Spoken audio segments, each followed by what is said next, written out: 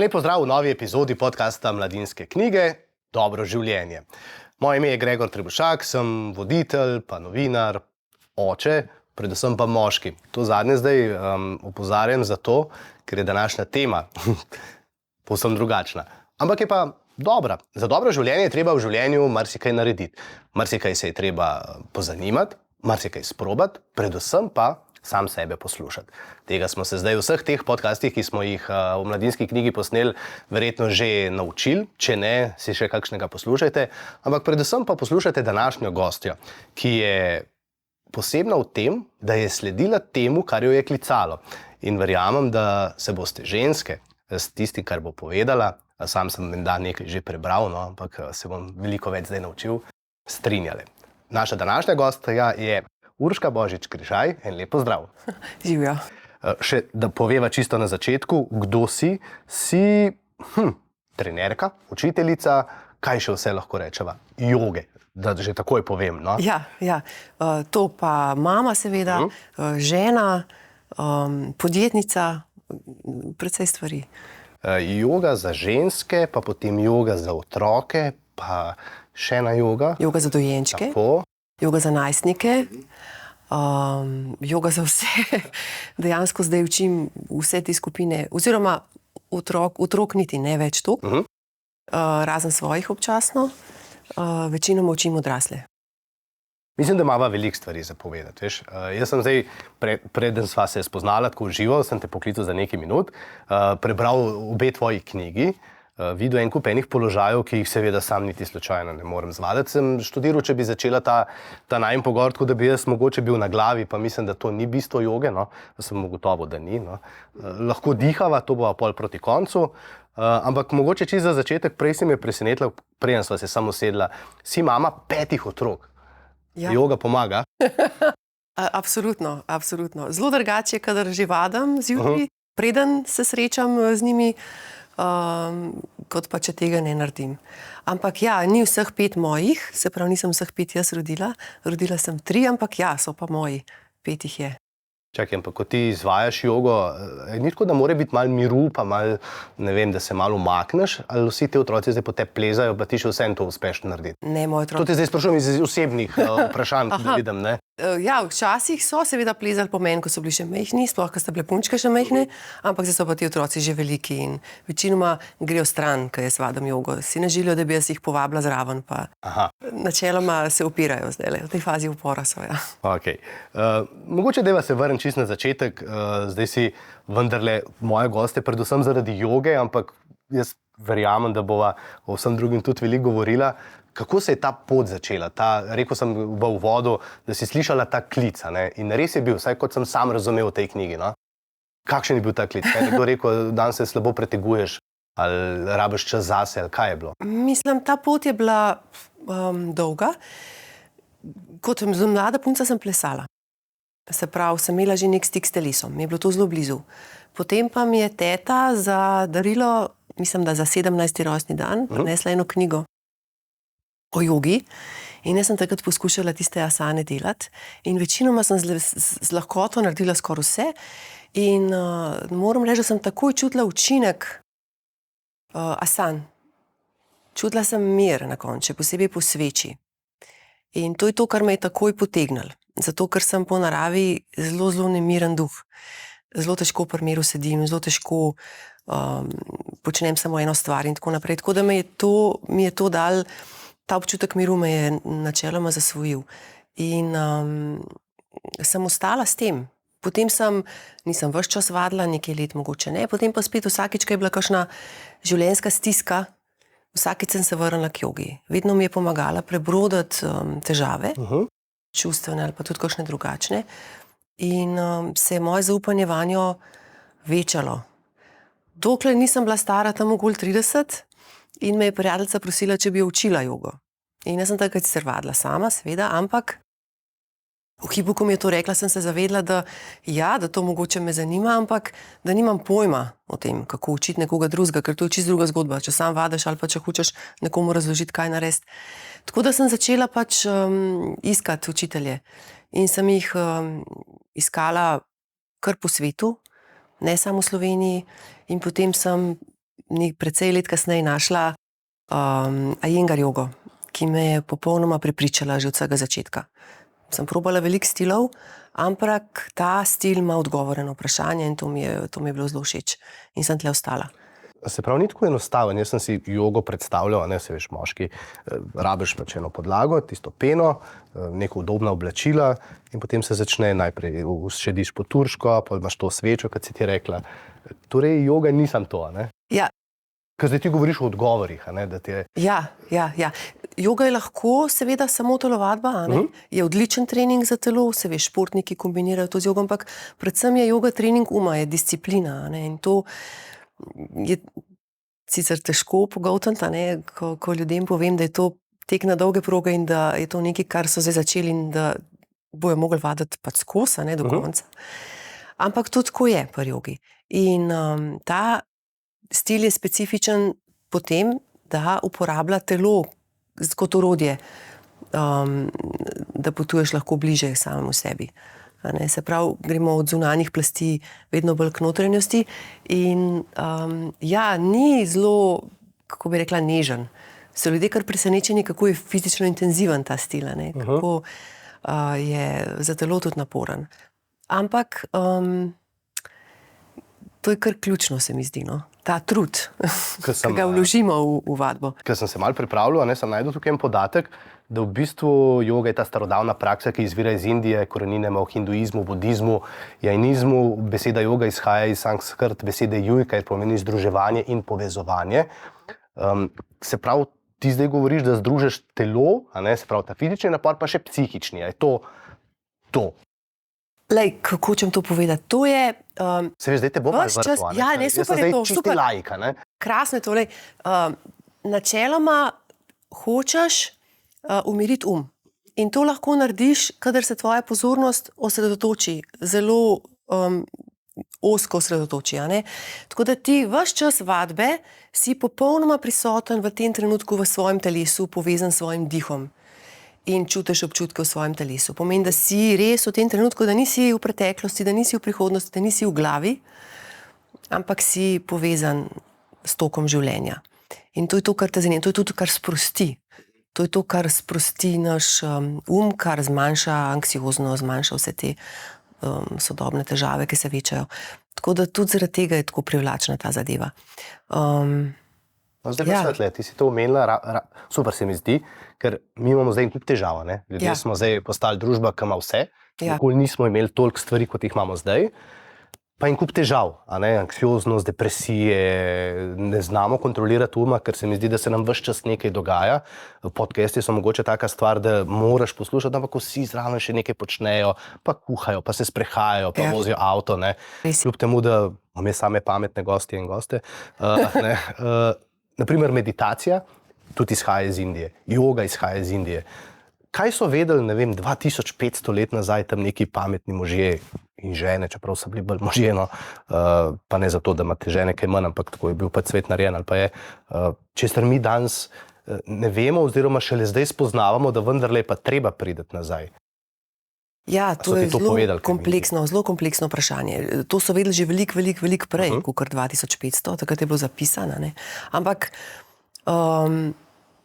vedeli so mogoče, da materialno življenje, materialni svet, v katerem živimo, ne poteši naše duše, če lahko to zelo izpeto besedo uporabimo. Ampak ko začutimo, in se mi zdi, da skoraj vsi začutimo na eni točki življenja, da nismo čisto potešeni, da nas čaka še nekaj, da nismo v skladu s tem, kar bi mogli početi na tem svetu, ne? In takrat začnemo iskati. In ja, ne vem, kako ne še drugače razložim. Materialni svet nas nikoli ne poteši do te mere. Sej je jasno, ne? Tudi ljudje, ki imajo zelo veliko materialnih dobrin, težko najdejo srečo. In prav zanimivo je, te zelo uspešni ljudje, ne, danes, ko beremo njihove knjige, skoraj vsak nekaj počne, ne, to, kar si ti rekla. Meditirajo, jogo prakticirajo, ne vem, meni tečejo cele dneve in tako naprej. Hotel sem sam ta krog narediti, zakaj je to zdaj tako pomembno, zato ker dejansko se znova spet zavedamo, da za dobro življenje, ne, je treba nekaj več kot velika televizija, no, mogoče. Ne? Jaz si želim, da bi to se širila, ne? Zato ker, tako kot si omenil, težave današnje družbe kaže na to, da z družbo nekaj ni v redu. To so samo simptomi, odraz, odziv naših teles in naših umov na to, kar se dogaja okoli nas. Ne? Ljudje smo v stiski več ali manj, ne zmoremo tega in joga je tukaj eno fino orodje, ki pomaga lahko, ne zelo. Še ena stvar se mi zdi zelo zanimiva, mogoče kdo jogo reče, to je ena taka majhna stvar, ni toliko razširjena, ampak v januarju je svetovni dan joge, Indija je, mislim, da dan že skoraj da največja po populaciji država na svetu, njihov predsednik, ta Modi, to zelo uspešno promovira ne, jogo, ampak ne gre zdaj za ta politični del.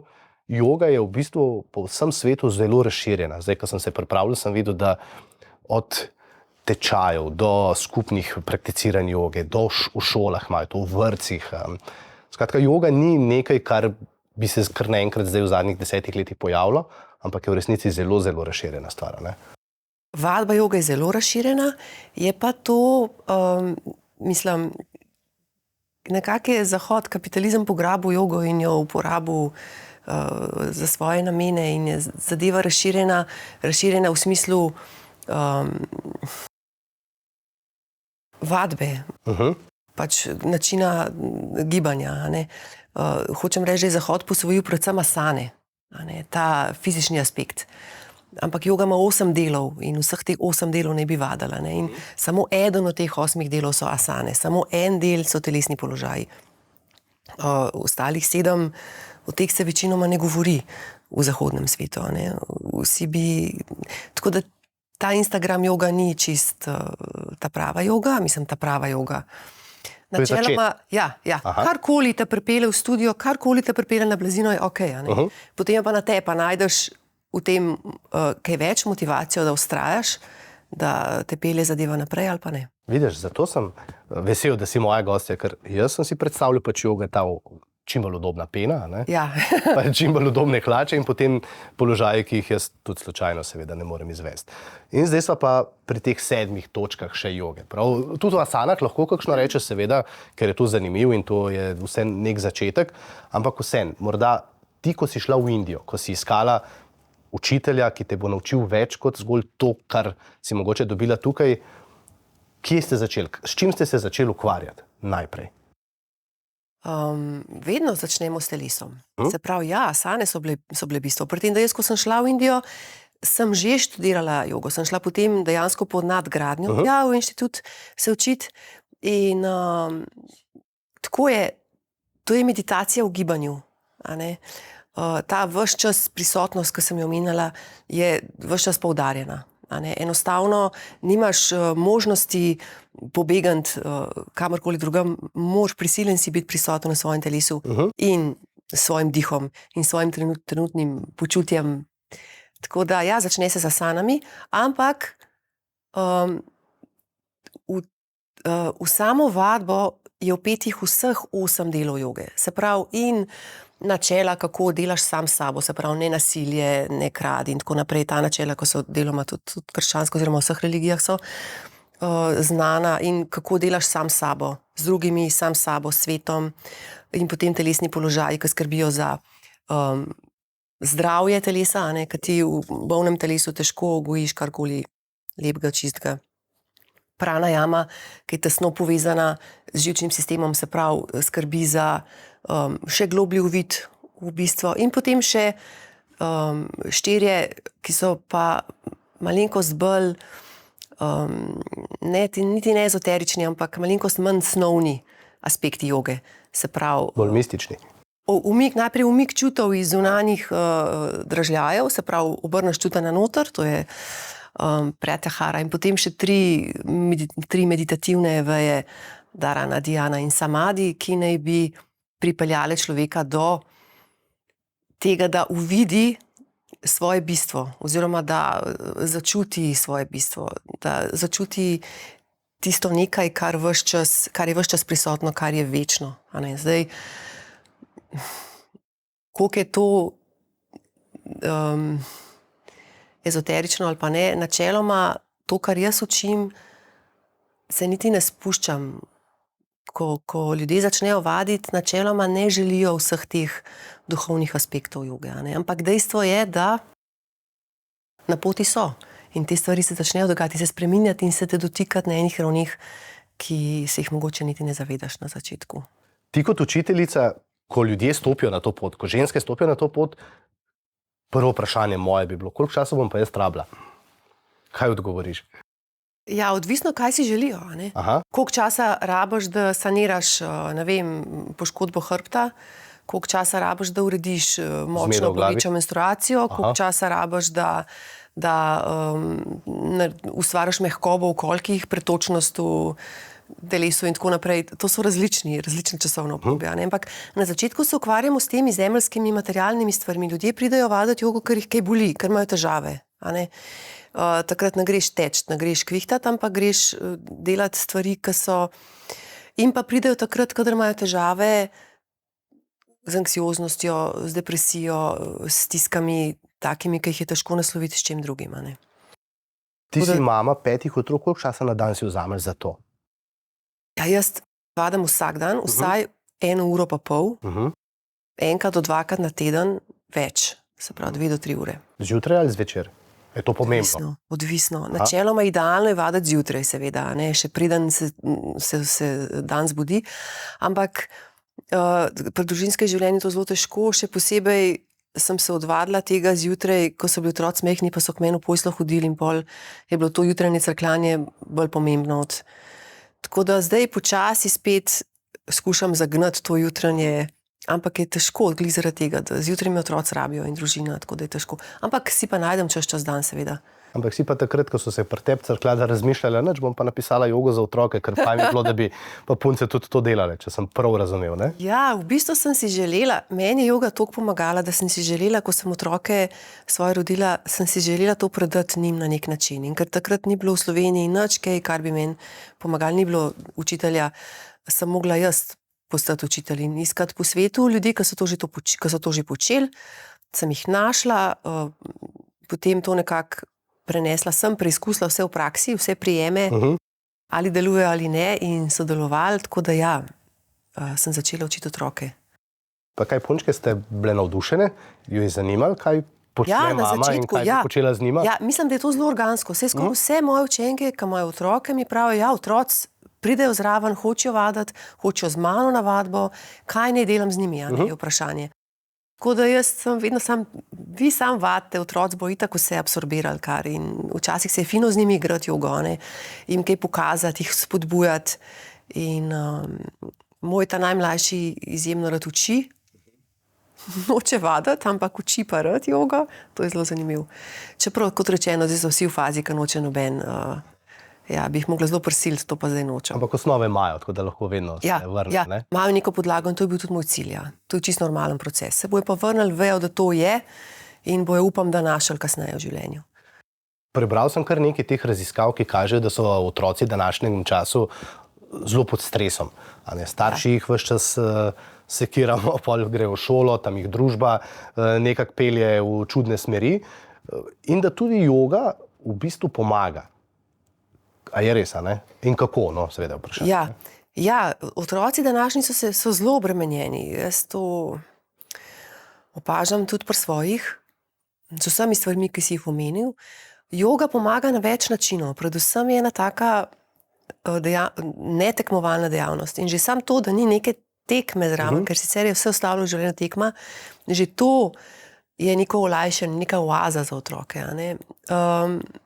In sama vadba pomirja živčni sistem, pomaga otrokom zadihati s polnimi pljuči in lažje se soočajo s stiskami, ki jih imajo, a ne, na nek način. So pa ja, te stiske včasih kar resne. Se pravi, ti bi predlagala, oziroma vsaj pri vas, ko ste to počeli, ste kaj zjutraj pred zajtrkom ali pa po zajtrku še malo imeli to pol ure, uro joge?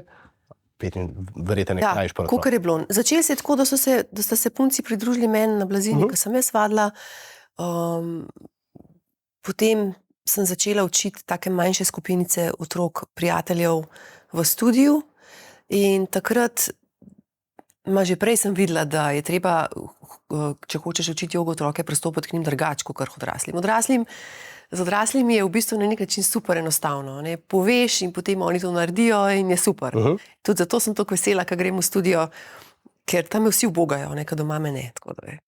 Ampak z otroki je pa drugače, njih je treba pa potegniti. Predvsem pa se mi zdi, otroci res začutijo še bolj kot odrasli, a si avtentičen, a res živiš to, kar delaš, a si res, ali si zares, no, po domače povedan. Tako da, in če si zares, pol jih to potegne in delajo in sodelujo in je fajn. Poleg tega sem pa še, jaz takrat jih učila s pomočjo pravljic, ker to je tudi nekaj, kar mi je zelo blizu, knjige obožujem od majhnega, pravljice sploh. Jaz sem si mogla vsak dan zmisliti novo pravljico, ker ni bilo več v redu brati, sem mogla povedati in vsakič drugo, ko sta bile punčke še majhne. In tako da sem to vključila v poučevanje joge, tudi zaradi tega, ker so asane ogromnokrat poimenovane po živalih, po stvarih iz narave in tako naprej, bilo dosti enostavno. In to je bil dodaten taka kljukica, ki je potegnila in držala otroke njihovo pozornost. Tako da ja. Tukaj tudi ostanete pri tej prvi stopni joge, ali se tudi gre, ne vem, na drugo, tretjo? Načeloma otrok ne bi učili niti meditacije, niti pranajame. Tako da tukaj ostajamo pri asanah, pri telesnih izzivih, pri vadbah, pri tem raziskovanju telesa, kaj moje telo zmore, česa ne. In večinoma otroci so osupljivi v tem, kaj vse zmorejo in kako jim je vse to naravno in tudi to, kako hitro zgubijo potem te lastnosti, predvsem prožnost, kako hitro se zgubi. Tako da ja, na tem nivoju ostajamo z otročki. Jaz jih nikoli nisem učila česa drugega. Učila sem jih vaje s pozornosti, ki so mogoče zelo blizu vajem iz čuječnosti, Tukaj recimo tenko poslušanje ali pa natančno opazovanje, mogli so se načeloma trenirajo spomin, trenirajo fokus. Take stvari sem poučila, to je super, ja. Knjiga Joga za otroke je dovolj ali bolje, da še tebe pokličajo za kakšen nasvet?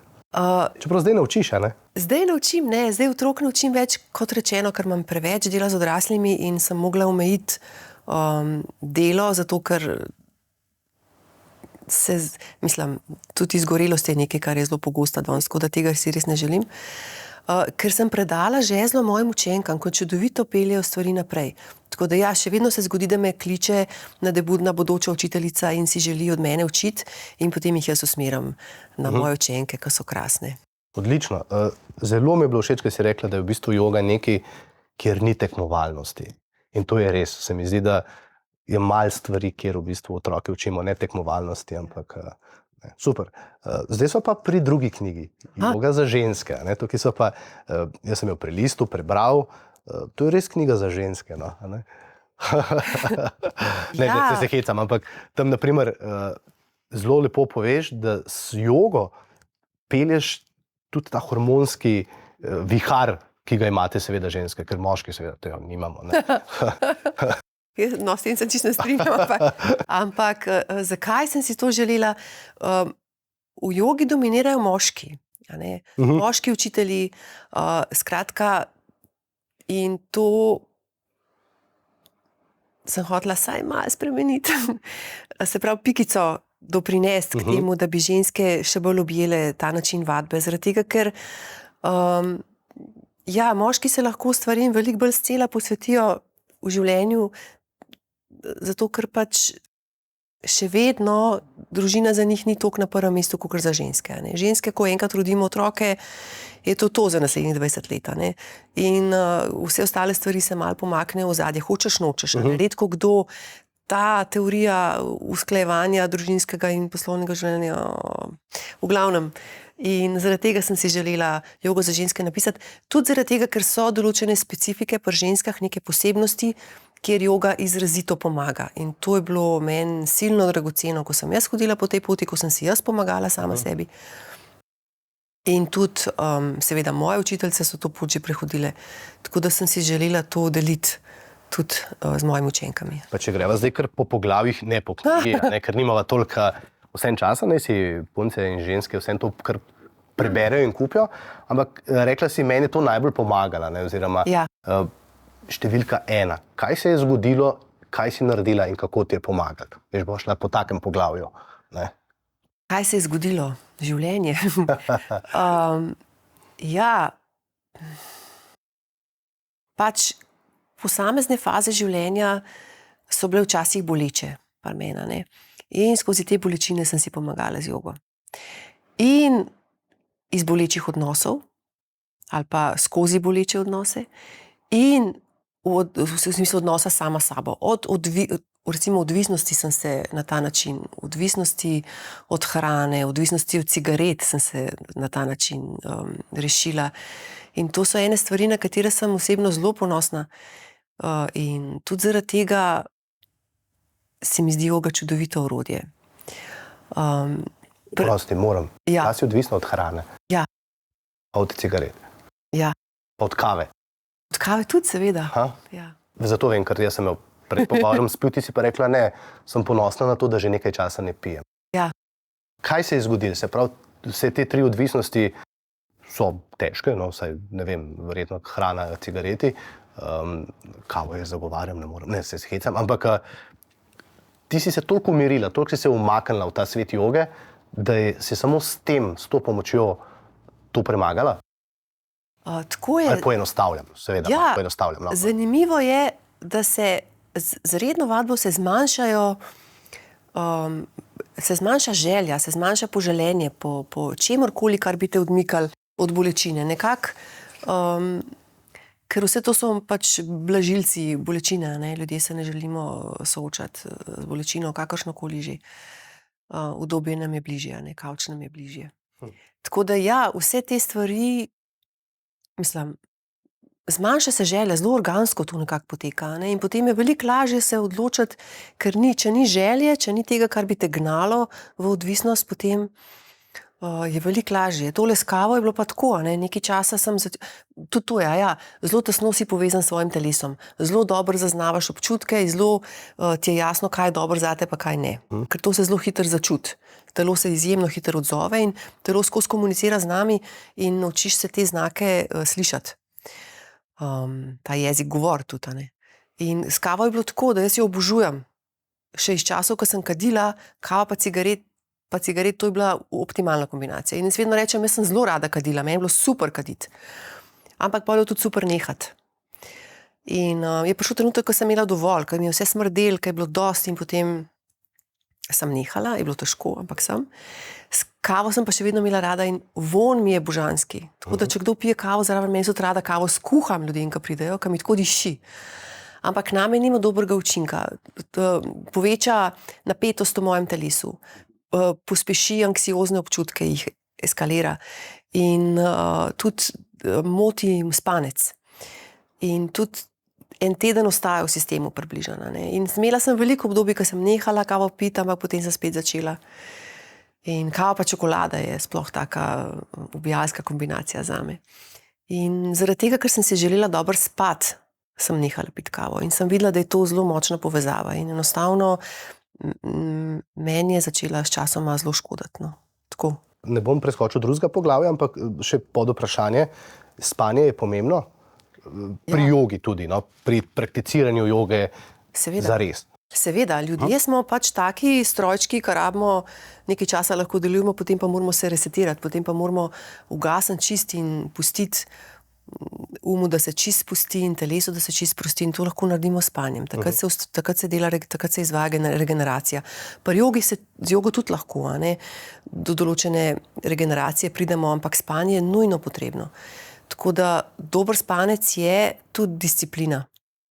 Tudi disciplina, da zvečer ne gledamo televizije, da zvečer ne beremo vznemirljivih knjig ali pa ne gledamo vznemirljivih filmov, ne jemo, to je še posebej izzivano, ne pijemo črnih čajev in take stvari. To so vse take neke ovire in disciplina, ki se jo treba lotiti, če želiš dobro spati, zato ker to je pomembno za zdravje živčnega sistema in tudi telesa. Kot učiteljica joge, kot mama, telefon imaš veliko v rokah ali ga tudi odložiš?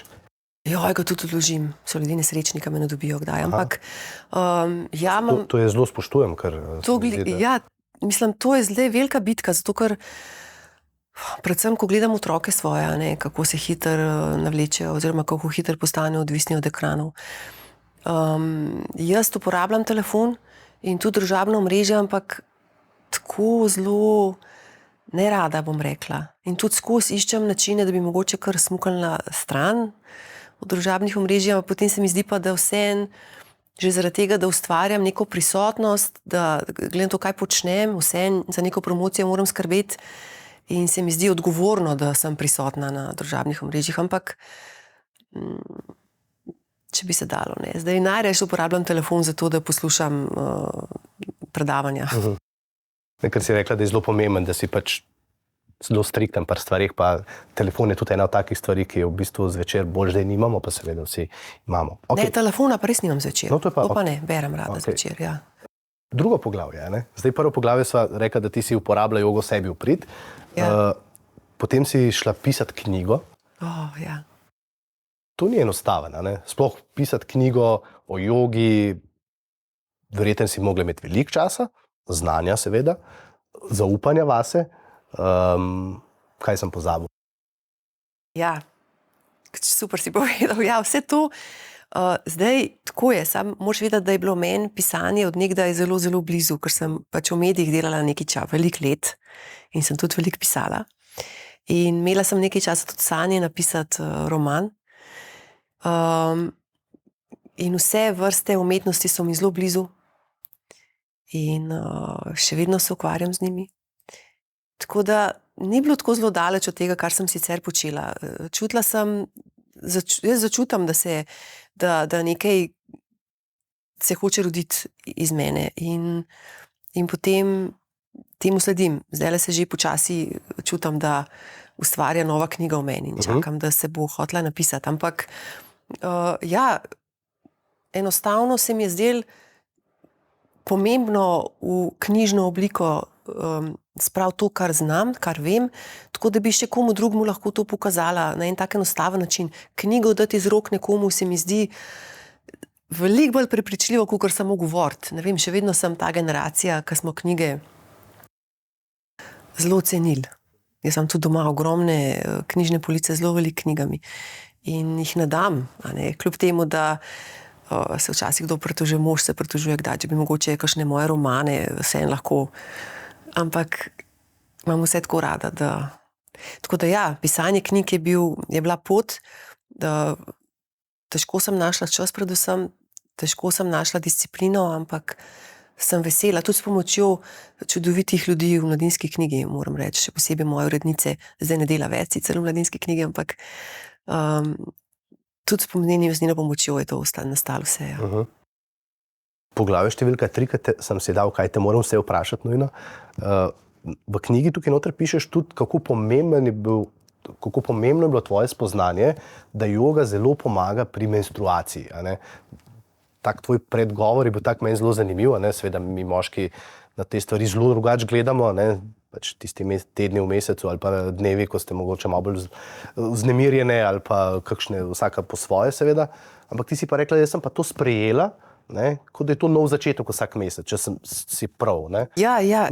To je zanimivo poglavje. No? Meni se zdi, da je o tem pisati in to povezati z jogo, se mi zdi, da skoraj najbolj zanimivo bilo meni. No? Sem rekel, poglej, kam se je spustila, a ne, Urška. To je v povezavi z ženskami, a ne, zelo pomembno. In ja, menstruacija je naša realnost, ta cikličnost, ženskost, se pravi ta spremenljivost, vse to je zelo žensko in glede na to, da je ženskost nekaj, kar jaz gojim, je to pač se rodilo v povezavi s tem. Ampak ja, kako optimizirati ta cikl, a ne, pri ženskah, kako zajeti energijo iz tega cikla, se mi je zelo zanimivo in zelo pomembno. Zato, ker menstrualni cikl je nekaj življenjskega, ki ga pa nekako svet, v katerem živimo, niti noče opaziti. Ne? Nekako je normalno, da takrat, ko te boli trebuh, vzameš tableto, da pač potlačaš s tem občutke in delaš naprej, kot se delaš, da ni nič. Ne? In to mogoče ni najbolj zdravo za naše telo. Tako da ja, to sem zelo raziskovala in vadila. Kar sem hotela še povedati? Joga, kot če zdaj govorim, pa predvsem o asanah pa o pranajamah, je sistem vadbe, ki optimizira delovanje žlez z notranjim izločanjem. Se pravi, uravnava hormonski sistem našega telesa. In ko je to enkrat uravnan, ko je to enkrat naštiman, tako kot mora, potem to teče kot urca. Potem načeloma ni težav s preobilnimi menstruacijami, s predmenstrualnimi sindromi, z bolečinami, kakršnimi koli. In tudi, če spoštujemo ta življenjski cikel, da takrat, ko imamo menstruacije, dekleta, takrat, ko nam telo kriči, da se je treba ustaviti, pa dati mir, pa se usesti, pa ne delati, ne pospravljati, ne kuhati, ne imeti zahtevnih sestankov. Takrat je treba to slišati. In tudi, če to takrat slišimo, par dni, in vadimo takrat določene stvari, ki so temu namenjene, je potem nov cikel, imamo veliko več življenjske energije. In takrat, to se da lepo izkoristiti. Tvoje učenke so zagrabile to? So prakticirale? Kaj so ti povedale? Načeloma je to tako, da moje učenke vadijo pri meni na vadbi, večina vadi tudi že doma in upoštevajo vse te napotke. Se pravi, kaj ne bi vadili med menstruacijo, kaj ne bi vadil človek po menstruaciji. In tako da jaz tudi na svojih vadbah, načeloma mi učenci vedno povejo, vedno vprašam na začetku. Zdaj smo si že tako domači, da kar rečem menstruacije, roke gor in punce dvignejo roke in takrat vadijo specifične stvari, takrat določenih položajev ne delamo, delamo neke druge položaje, ustvarimo več tišine v samih sebi, tako da bi slišali, kaj se dogaja v telesu. To je ideja, ja. In rečejo, da je naslednji cikel in pol naslednjič, ko je drugače. Je lažji, ja. Stvari se spreminjajo, ne. In ja, načeloma, če smo zelo, pri meni se je to, v 3 mesecih se je zadeva spremenila. Da se zelo, če ne bi tega doživela sama, ne bi verjela, ne. Ampak da se zelo vplivati na cikel, pa ne samo na menstruacijo samo, se pravi na trajanje, na obilnost in tako naprej, ampak tudi na dolžino cikla, tudi na več stvari, no. Zelo zanimivo, zato ker naprimer v tej moderni družbi, poročamo bolj o drugi strani menstruacije. Zdaj se seveda ukvarjamo, ali bi morda ženskam pripadal dan ali 2 bolniškega dopusta. To je zdaj neka zelo moderna razprava. Pred leti mislim, da je bilo, da so mogle trgovke v eni trgovski verigi imeti celo nalepko, imam menstruacijo. In potem ti obrneš to miselnost, ženska si v jogi, ki si prej rekla, da to so bili sami moški, ki so razmišljali, mi priznam, verjete, nismo prav na vas mislili že tistih 3000 let nazaj, pa še zdaj ne prav veliko. Ti pa rečeš, jaz sem pa to našla in zapisala in zdaj to učim. To so kar pomembne stvari, veš? Ja, seveda nisem prva, ne. No. Ja, ampak so bile tu zelo pomembne učiteljice joge in vedno so bile tudi ženske zraven, samo zapisi so pa ostali od moških, ne. Vedno so bile tudi ženske zraven, seveda smo ženske vedno zraven moških. Ta polarnost je bistvena, če ne bilo seveda življenja sploh, ne. Ampak, ja, hvala, da si to zdaj omenil, se mi zdi tudi meni zelo pomembno, ja, to je zapisano. To, kar si zapisala, ta metoda Iyengar, prav ta razlika od ostalih jog, ki so po svetu razširjene? Ja, se mi zdi, da je to drugače. Ja, drugi stili nimajo to poudarka na samih ciklih, na samih ženskih ciklih. Tako da, zakaj se je pa to vse skupaj začelo toliko poudarjati v tem stilu, bi mogoče še omenila. Hčerka od mojega učitelja, Gita, tudi pokojna, Gita Iyengar, je opazila, ko so prišli zahodnjaki v njen studio, v njihov studio v Pune vaditi, je opazila, da se zahodnjaške ženske ženejo. Nasploh je zahodni sistem, zahodnjaški ljudje smo navajeni garati, delati. Zelo drugače kot Indijci, ne. Tam je odnos do življenja, pa do dela, pa do discipline zelo drugačen. Mogoče tudi zaradi tega, ker se jim zdi, da imajo še nekaj življenj na razpolago in da ni treba vsega v tem življenju narediti, ne? Ampak zelo zanimivo je to. Tam je treba, v Indiji učence izjemno preganjajo skozi, ne? Skozi na nek način zelo kričijo na njih in zahtevajo od njih, da naj se zganejo in tako naprej. Pri tem, da zahodnjaki smo pa tako zelo veliko bolj se trudimo, še posebej te, ki so prišli v Indijo, k njej je ona opazila, da ženske se ženejo in da hočejo preveč od sebe in da potem imajo težave. Imajo težave in z menstruacijo samim ciklom in tudi z sušenostjo, skratka stvarmi, ki nimajo kaj početi v zdravih ženskah. In zaradi tega je ona zelo strogo začela učiti tako, da med menstruacijo absolutno ne smeš določenih stvari početi. In je bila nekaj časa zelo stroga. Tudi zaradi tega, ker načeloma punce niso hotele takrat počivati, so hotele garati, se mi zdi, da nekaj zamujajo takrat. Tako da zdaj s časoma se je to malo zmehčalo. Se mi zdi, da odkar uči vnukinja, odkar je cel sistem prevzela vnukinja, se je zadeva malo zmehčala, da ni več tako striktno. Vse nekaj zaupanja vračamo ženskam, v smislu, vi slišite svoj telo, vi veste, kaj vam paše in seveda, če se tretji, četrti dan počutite močne, vate, kar hočete, ni treba se omejevati, ampak ja, včasih je bilo to še veliko bolj strogo. Prav zaradi tega, ker zahodnjaki ne znamo nehati. Pojva še k naslednjemu poglavju. Kaj še je razlika te metode od ostalih jog, ki so seveda na voljo, da si jih odloči? Rekla si, tukaj se zelo usmerimo v te hormonske stvari. Kaj še? Zelo velika razlika je to, da učitelj ne vadi zraven, učitelj opazuje učence. Jaz recimo pokažem položaj, potem pa učenci izvedejo položaj, jaz jih pa opazujem in gledam in ta moment opazovanja je pomemben. To, da se človek čuti opazovanega, to je ta velika razlika. Velika razlika je tudi to, da skrbimo za natančno izvedbo položajev. Se pravi, naš cilj ni narediti čim več položajev v čim krajšem času, ampak ostati v položaju.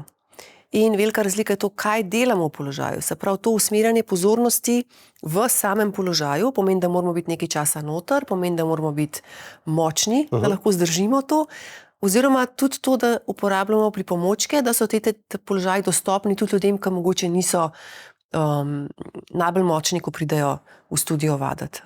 Se pravi, uporaba pripomočkov, natančna izvedba, pa to, da učitelj gleda učence, to so velike razlike. Sploh te pripomočki se mi zdi, da so tudi najbolj razvpiti po svetu, kot to je pa Iyengar stila. Kaj pa so to za eni pripomočki? Trakovi, bolstri, kocke, deke, pene za svečo, uporabljamo pripomočke za svečo, tako da dvignemo rame od tal, tako da je vrat zavarovan, da ni tazga strogega upogiba vratu, pa predvsem zato, da se lahko dvigne prsni koš. Načelo je, če je prsni koš dvignen in odprt, je dih lažji in dih je taka, nas zanima. Ta pretočnost telesa in lahkotnost diha, se pravi to, da osvobodiš dihalne organe, še posebej prepono, je nekaj, kar nas zanima v vseh položajih. In ta dih se obnaša drugače v vseh položajih. In tudi drugače z vsako akcijo v položaju. Tako da, ja, o tem bi lahko izpolj govorila. Se je prav, zato sem te povabil. Ja. Veš kaj še ena? Jaz, na primer, igram hokej. Če bi ga igral 6-krat na teden, bi dal kakšen gol več, tako sem pa bolj za nič. Pri jogi je pa, kakšen je to napredek? Imaš kakšno učenko, ki lahko rečeš, ko je prišla, je bilo tako in potem, ko sva delali skupaj, ali pa ko smo delali, je pa po mesecu ali pa po 2 je bilo pa tako. Da si lažje predstavljamo. To se noro vidi. Noro se vidi. Že samo enkrat na teden, če ljudje pridejo, že po prvi vadbi se čutijo učinki. Takoj ljudje zaznajo razliko. In napredek se vidi takoj. Praktično po 1 mesecu, 2 mesecih. Zdaj, kaj je to napredek, je tudi vprašanje. Večje zavedanje, lažja izvedba asantoži. Moš pa vedeti še nekaj, da prožnost ni prednost. Tako, ja, se mi zdi, da je to tak predsodek, ki velja, da nisem prožen, ne morem vaditi joge. Načeloma so prožni ljudje celo hendikepirani v smislu, da če si ti prožen, potem nimaš meje oziroma ne veš, kje je optimalna linija telesa v tistem položaju.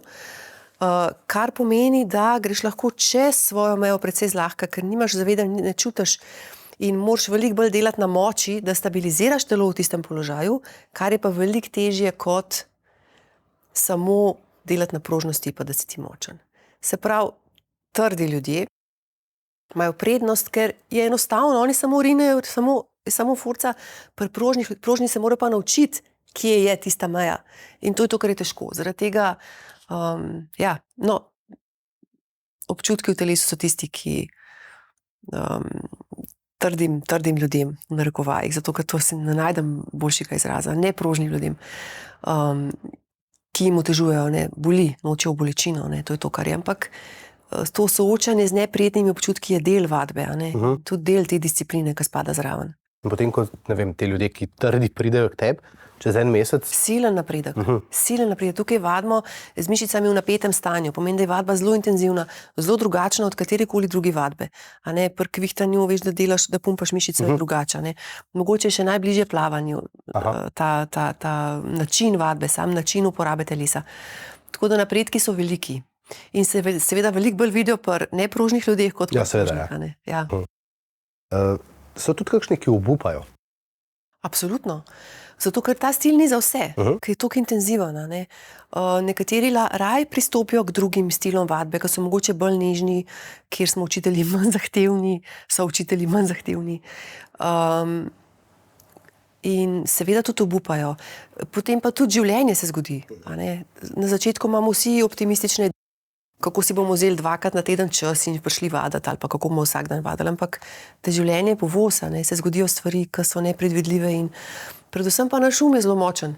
Tako je, vedno najdemo izgovori. Oj, danes ne, ker imam toliko stvari, to obiski, danes ne morem. Jutri bom ne.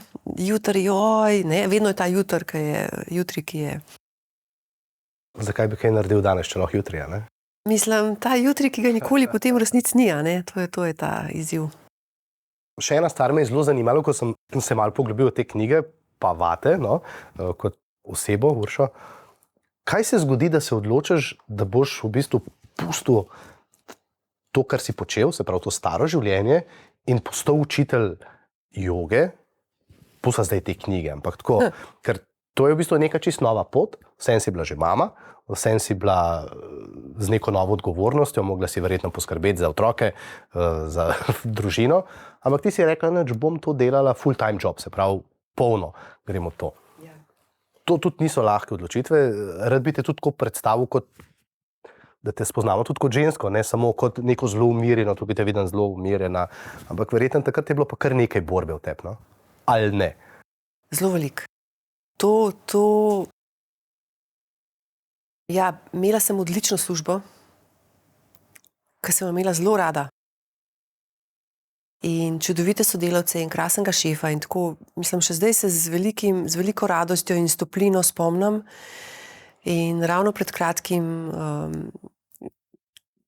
mislim, res imamo zdaj imamo v načrtu vse bivše sodelavke dobiti spet po dolgem času, ampak in je bilo tudi zaradi tega to zelo težko. Ampak ko sem rodila, dejansko me je to zelo spremenilo. Začutila sem, da težko ostajam v svetu, ki je toliko površinski, ki je na nek način toliko zlagan. To, kar sem prej počela, je glih v nasprotju s tem, kar počnem zdaj. To, da ljudem sistematično ustvarjaš slabo samopodobo, je bil moj poklic prej, ampak tako zelo subtilno se tega lotiš na inteligenten način. Tako da tega nisem hotela več početi, oziroma tega nisem hotela kazati svojim puncam, svojim otrokom. A zdaj te lahko vprašam, kaj si delala? Bila sem urednica ženske revije za modo in lepoto žensko. Ja. Pisala in urejala sem ženske revije veliko let. In ženske revije so super, če ne bi bilo tega momenta zraven, ne. Tako da jaz sem se ves čas, tudi ko sem te revije ustvarjala, sem se trudila ne podcenjevati svojih bralk in ustvarjati inteligentno, zanimivo vsebino, ampak slej ko prej ugotoviš, da je treba vsak let pisati o celulitu in vsak let pisati o gubah in tem sem tem. In tega nisem želela za svoji deklici. Tako da to je bil močen moment. Takrat sem pa že zelo, jaz sem ves čas vzporedno, ko sem urejala, sem ves čas učila, poučevala sem takrat in jogo in pilates. Pred službo, včasih v času kosila, med službo sem skočila eno kratko vadbico odvoditi in po službi, takrat, če prej sem imela otroke. A ne? In je to bil moj način življenja. Tako da sem imela izjemno čudovitega šefa, ki mi je omogočil ta prehod narediti mehko.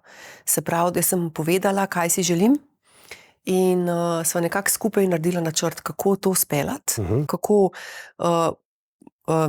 urediti nasledstvo, a ne? Se pravi, postaviti ljudi, ki me bojo nadomestili uspešno. In predvsem sem tudi jaz mogla narediti neke vrste poslovni načrt in si dati nekaj let, kako bom preživela, kako ta padec ne bo preglobok, premočen, finančni mislim, a ne, ta finančna varnost mi je bila takrat seveda zelo pomembna. In ni bilo lahko. Ni bilo lahko, ker sem bila sama in jogijski, če hočeš jogo poučevati kot full time, se pravi kot poklic, si hočeš, nočeš odvisen od svojih učencev in to je pozicija, ki je bila v bistvu na nek način strašljiva. Hkrati je pa to nekaj, kar počneš iz sebe za dušo in to dvoje v koliziji, v nasprotju. Ne? Imela sem svoj studio nekaj časa in je bilo težko, je bilo enostavno. Ampak hkrati sem pa tudi videla, da lahko preživim, ne? Kar sem že nekajkrat prej v življenju si dokazala, zaradi tega sem imela samozavest sploh to narediti, ker sem vedela, da tako ali pa drugače bo, ne? Nekako. Potem sem pa spoznala svojega zdajšnjega moža in sva združila moči. In to je kar pomemben faktor, se mi zdi. To, da sem razbremenjena tega, da sama nosim odgovornost finančno za celo družino. Moj bivši mož takrat je seveda pomagal po svojih močeh, ampak njemu ni bilo preveč všeč takrat, da zapuščam odlično službo, dobro plačano in da se podajam v svet, kjer je vse odvisno od tebe. Ja, kjer dejansko, ja, je vse odvisno od mene in tudi to je bolj lifestyle kot biznisa, ne moreš obogateti od tega. Tako da tukaj so se najina pogleda razhajala. No, zdajšen mož je pa bil v istem svetu kot jaz takrat, sva se našla in zdaj je veliko lažje. On sicer joge ne uči več, je zdaj v čist drugih vodah, ampak imava še vedno skupaj studio in delava skupaj in je fajn. Dve vprašanje se mi zdaj porajata, ampak najprej prvo, rekla si, to sem naredila tudi zaradi svojih punc. Ja. Je to, dansko pogledaš na ta življenje, ki ga živita, pa nase, je bilo prav? Absolutno. Lažje daš boljše stvari? Ja. Enostavno, glih zaradi tega, ker je meni ta svet mode pa blišča mi je dal veliko, ampak mi je tudi veliko vzel. In nisem želela, da moji dekleti gledata na to kot na nekaj, po čemer hrepenimo. Ne? Mlada dekleta si želijo biti lepa in zaželena in občudovana in medijski svet zelo dobro manipulira s tem. Ne? In tega nisem hotela za svoji deklici. Tako da ja, jaz sem lahko čisto res stojim z vsem, kar sem, za tem, kar delam. In to je nekaj, kar sem želela dati svojim otrokom, ja. Pa še druga podvprašanje, rekla si, mož je bil tudi učitelj joge? Ja. Torej je joga za moške, a ne? Absolutno, se tudi moški hodijo k meni, tudi moški seveda vadijo jogo in je super za moške.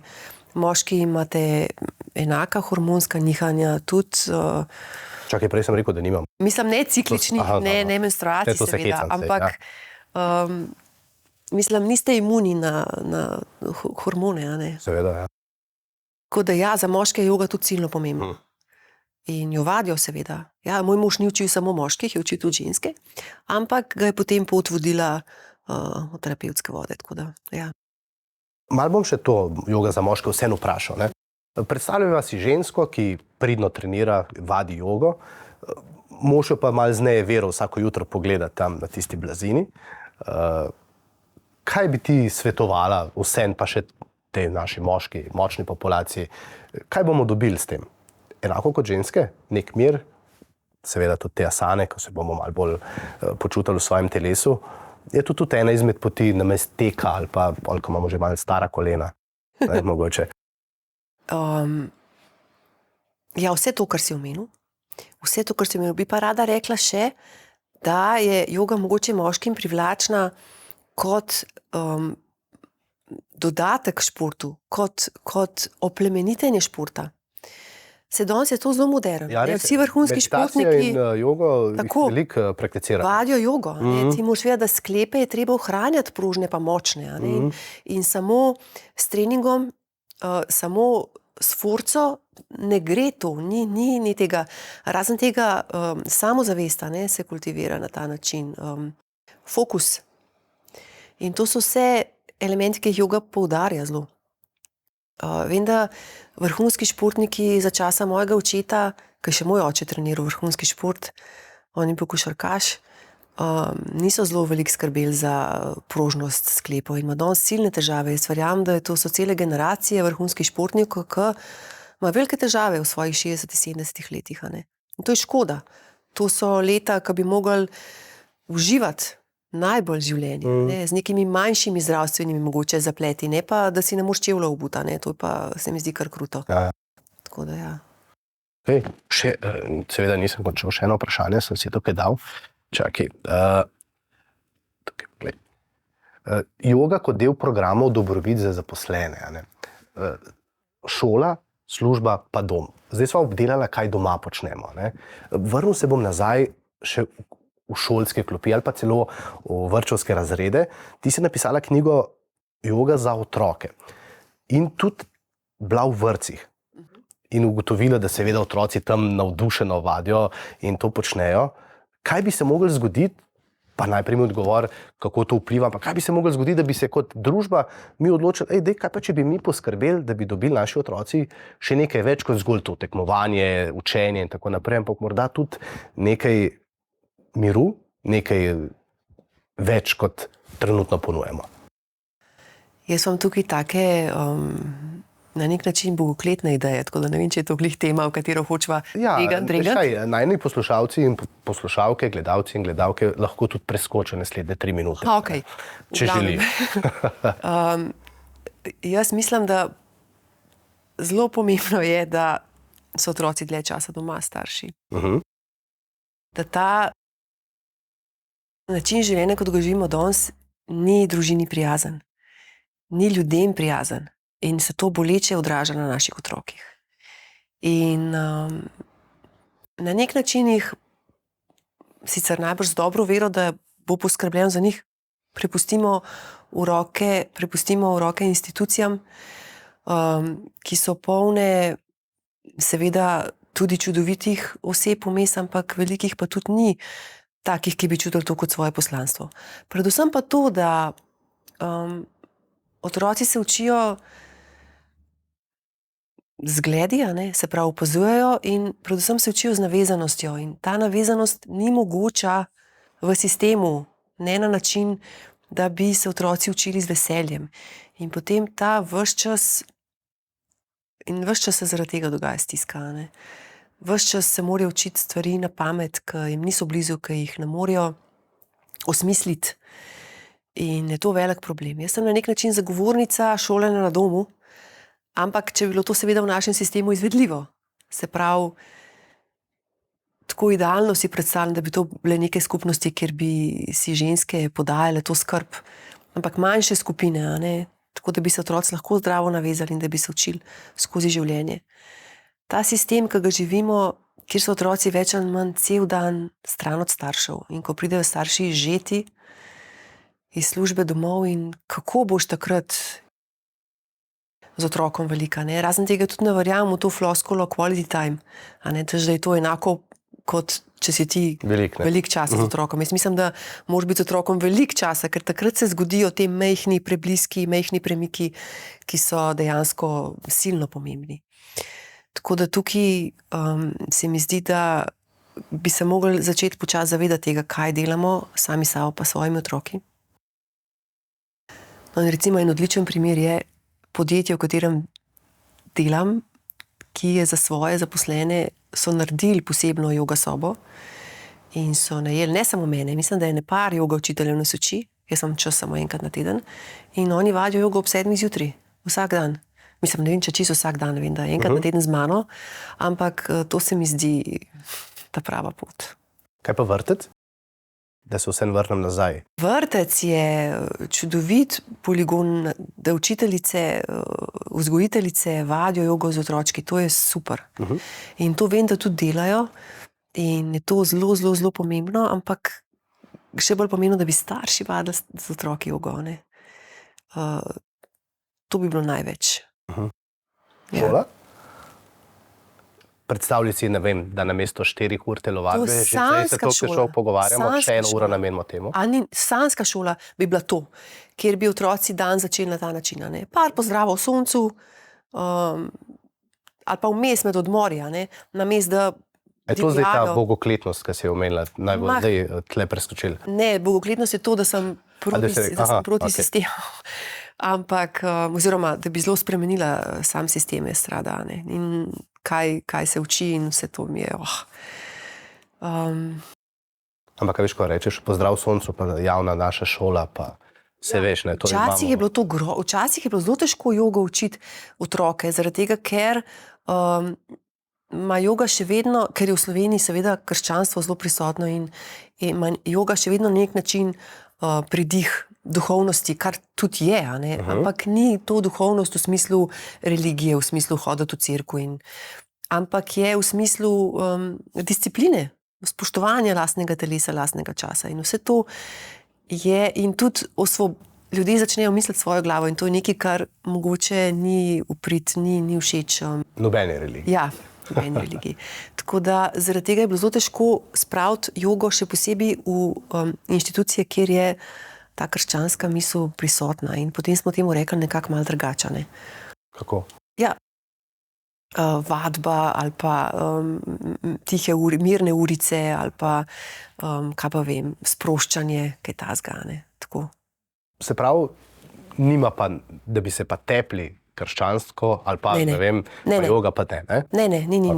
Ne, sploh ne, seveda, da ne. Ni v koliziji to z ničemer. Lahko vadiš jogo, pa si veren kristjan, to sploh ni nobena ovira, daleč od tega. Sam še malo bi pri šoli ostal, prebral sem, da so na Danskem uvedli 1 uro na teden učenja empatije. Ja, nima čist konkretne povezave z jogo, pa vendarle, če bi mogoče, ne vem, se pogovarjali, da bi v šole uvedli še nekaj novega, starega v bistvu, več kot 2-3 tisoč let, ampak nekaj, kar bi otroke naučili, da iz tega ritma 7 ur, ki ga preživijo v šoli, tekmovanja za ocene, učenja, stopijo nazaj. Meditacija, joga, ne vem, več športa.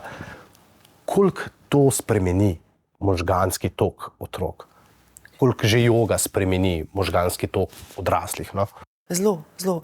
Predvsem pri otrocih se mi zdi pomembno,